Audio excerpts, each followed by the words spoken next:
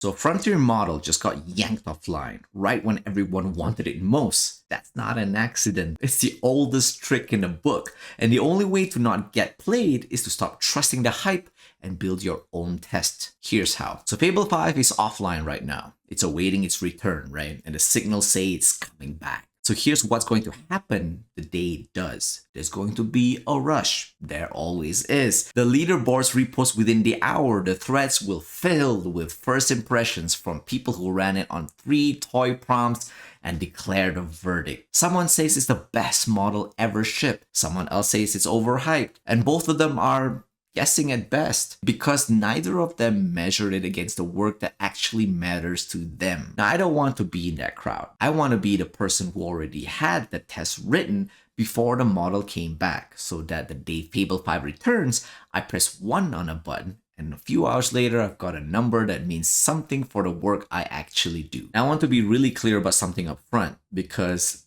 technically, I have not run any of my benchmarks against Fable 5. It got pulled offline before I could even try. It barely lasted a weekend and I missed it. So nothing in this video is a review of Fable 5. I'm not going to score a model that's been yanked back behind the curtain. This is about the thing you can do before it comes back. It's about building the rope, so that when the model returns, you're testing it on day 1 instead of joining the guessing crowd. But before we build the rope, I want you to sit with a question nobody in the rush is going to ask out loud. Why is Fable 5 offline at all? The official story is safety. It's too capable, so it got pulled until the rules catch up, maybe. But I've watched this movie. And the plot rarely changes. A thing gets taken away right when everyone wants it.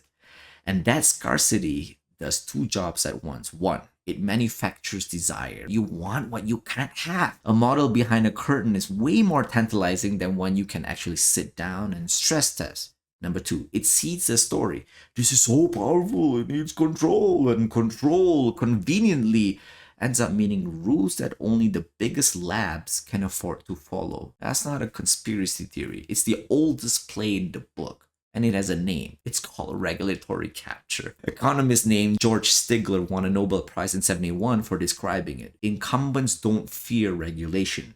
They write it. Because the right rules become a moat. Sam Altman, for example, sat in front of the US Senate in 2023 and asked for a federal license to train frontier models. Critics called it what it was, building a moat around your castle and pulling up the drawbridge. By 2026, Altman is accusing Anthropic of fear-based marketing to concentrate control. And Anthropic's own leadership is asking for the power to block models it decides are unsafe. And it rhymes with everything before it. For example, De Beers manufacturing. They made diamond scarcity to invent, or Enron. They lobbied for exact energy rules that suited its own trading desk. The banks, after 2008, said, we're so important, we have to be regulated, said by the incumbent. Usually means regulated in a way that protects our lunch. So I'm not going to tell you Fable 5 is good or bad. I don't know. And neither does anyone posting confident takes about a model they can't even reach. What I'm telling you is don't let the blackout or the hype or the access regime do your thinking for you. The whole thing is built to make you trust a narrative instead of a measurement. And the antidote is pretty boring, but at least it's yours. A test you control ready before the model is. Here's why I have to bring in a hadith, because this is exactly the discipline it names. Now, a man came to the Prophet ﷺ and asked him, should I tie my camel and trust in Allah, or should I leave her untied and trust in Allah? And the Prophet ﷺ said, tie her and trust in Allah. That's Tirmidhi 2517. Tie your camel, right? And then trust. The man wanted to skip the tying and call it faith, and the Prophet corrected him. Trust does not mean you abandon the means. You take the precautions first. You do the work that's in your hands and you trust the outcome to Allah. Now sit with how precisely that maps onto this new model. The hype is the untied camel. The best model ever, right? Just ship it. That's trust without tying. The benchmark is your rope. You tie the model to a test that you control before you depend on it for anything that matters. Not because you distrust the model. It's because depending on something you haven't measured is not trust. It's negligence wearing trust's clothes. So let me walk you through why the day 1 rush always get it wrong and and then what to do instead. Here's the thing about a launch. The first impressions almost never measure the model. They measure the prompter. Someone types in, "Write me a business plan," into the new model and gets back something polished and generic and concludes the model is mid. Someone else types the exact same vague ask, gets the exact same polished generic thing, and concludes the model is brilliant. Same output, opposite verdicts. And neither of them learn anything about the model because a vague ask returns the average of the internet no matter how good the thing is underneath. And the leaderboards have the opposite problem. The public benchmarks are built to be public, which means they reward what looks good in a screenshot. Explanation, exploration, confident prose. They were never meant to measure whether the deliverable would survive a senior practitioner's review on your domain.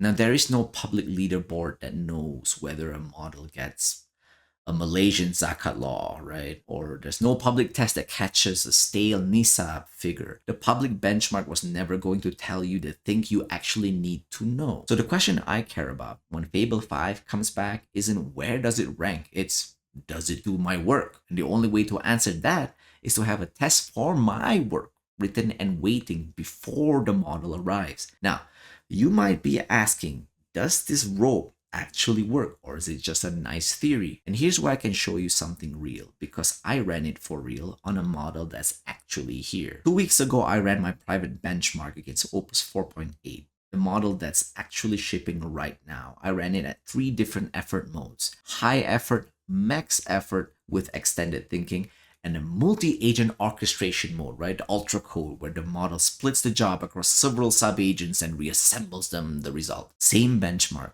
3 runs. On a 22 deliverable executive package, here's what came back.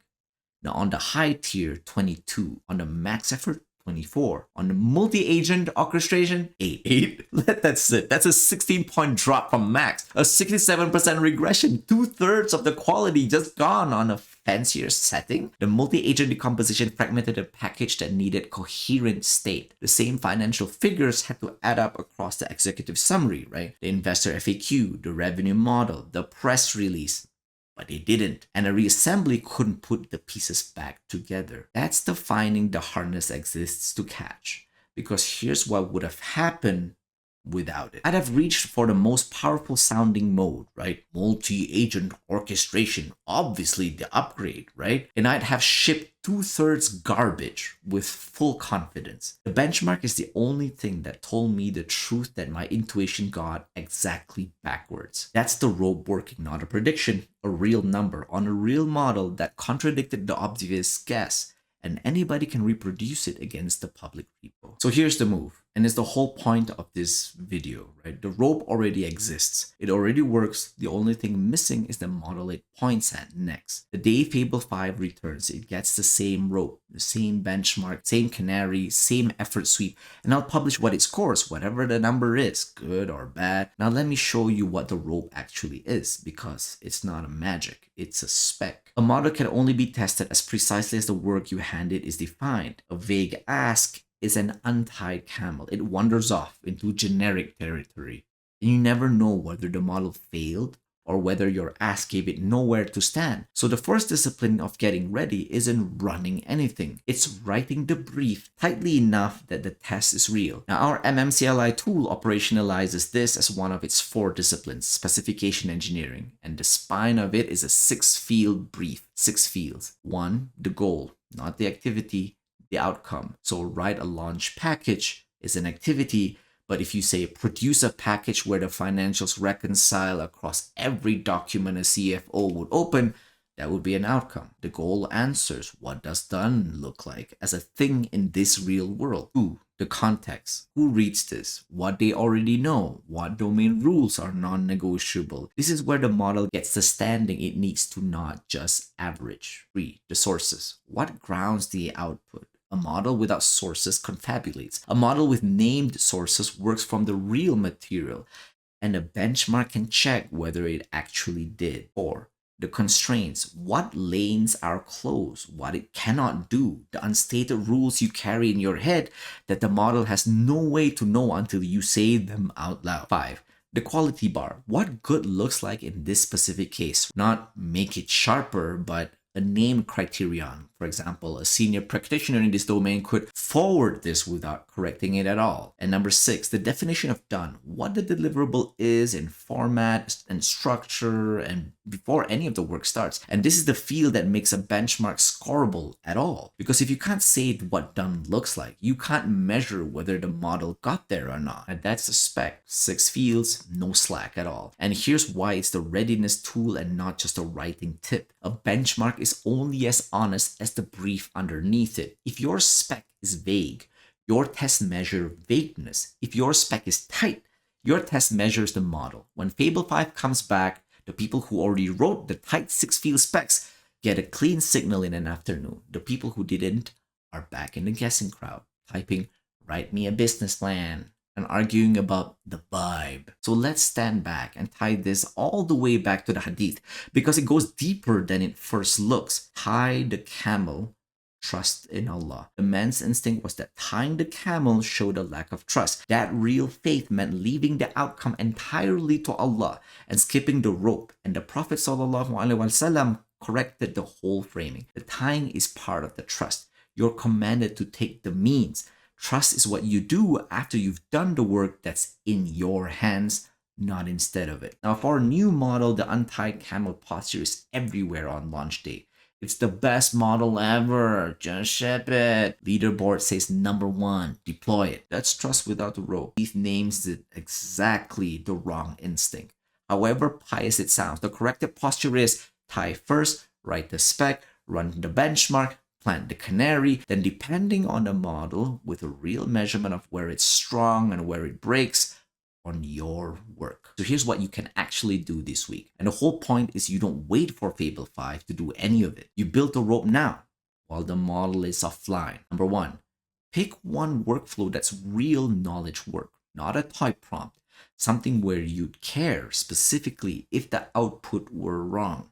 Number 2, write this 6-field brief for it. Your goal, context, sources, constraints, quality bar, definition of done. If you can't name the definition of done, you don't have a benchmark yet. You have a vibe check. 3, plant one canary. What's a single fact in your domain that a careful expert catches and a lazy average misses? It has to be hard. It can't be sitting in a prose. If you can't name the canary, the test isn't really a test. Number 4, decide your effort tier rule in advance. Are you asking the model to find something hidden or to produce a coherent package?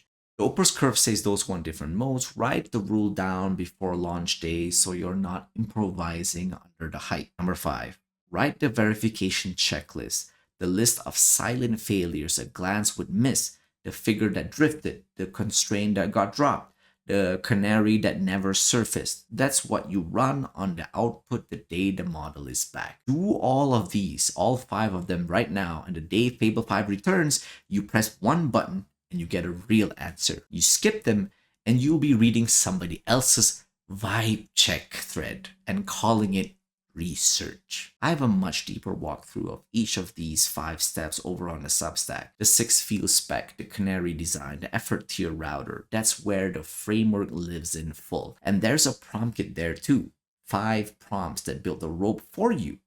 Link is in the description, obviously. So let me close where I started. The model isn't here yet. That is exactly why this is the right week to get ready. The rush is coming, and the rush is going to be wrong because the rush always measures the prompter, never the model. Remember, tie your camel before you depend on it. Write the spec, build the benchmark, plant the canary, decide the effort rule so that the day Fable 5 comes back, you're not guessing in a thread. You're reading a number that means something for the work you actually do. I'll be running the same rope that gave me the Opus numbers, and when Fable 5 returns, I'll publish exactly what it scores. Good, bad, on the record, because that's the difference between trusting the hype and tying the camel. So before the model comes back, ask yourself one thing. What tests will you have written? If you want the full breakdown, the 6-field spec, the benchmark design, the canary, the effort router, step by step, I have all of those on the Substack, link in the description. Tie your camel.